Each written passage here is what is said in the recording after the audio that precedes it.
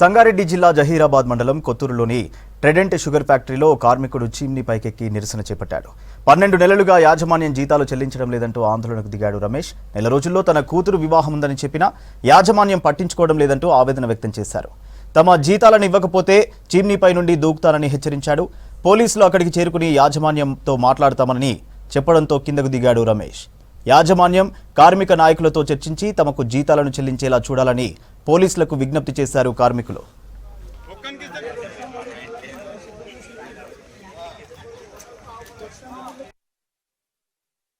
గత సంవత్సరం నుంచి జీతాలు లేక నానా ఘోష అనుభవిస్తున్నాం. ఇప్పటి వరకు మనం డీసీఎల్ దగ్గరికి వెళ్ళడం జరిగింది, కలెక్టర్ దగ్గరికి వెళ్ళడం జరిగింది, ఇక్కడ ఎంఆర్ఓ దగ్గరికి వెళ్ళింది, డిఎస్పీ గారి దగ్గరికి వెళ్ళడం జరిగింది.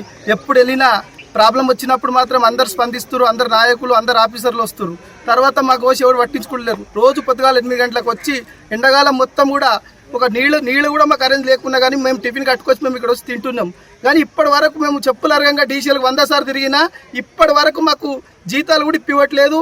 ఫ్యాక్టరీ నడిపిస్తామని కూడా భరోసా ఇవ్వట్లేదు. ఎంతోమందికి మేము దాదాపు పెళ్ళిళ్ళకి వచ్చిర్రు, పిల్లల ఫీజులు కట్టాల్సినవి ఉన్నాయి.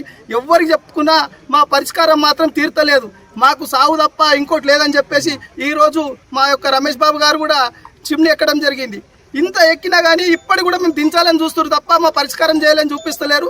మాకు పరిష్కారం జరిగేంత వరకు మేము ఇక్కడ నుంచి కదలమని చెప్పేసి వినియోగించుకుంటున్నాము. మా పరిష్కారం జరగాలి, మా కర్మాగారం నడపాలి, మాకు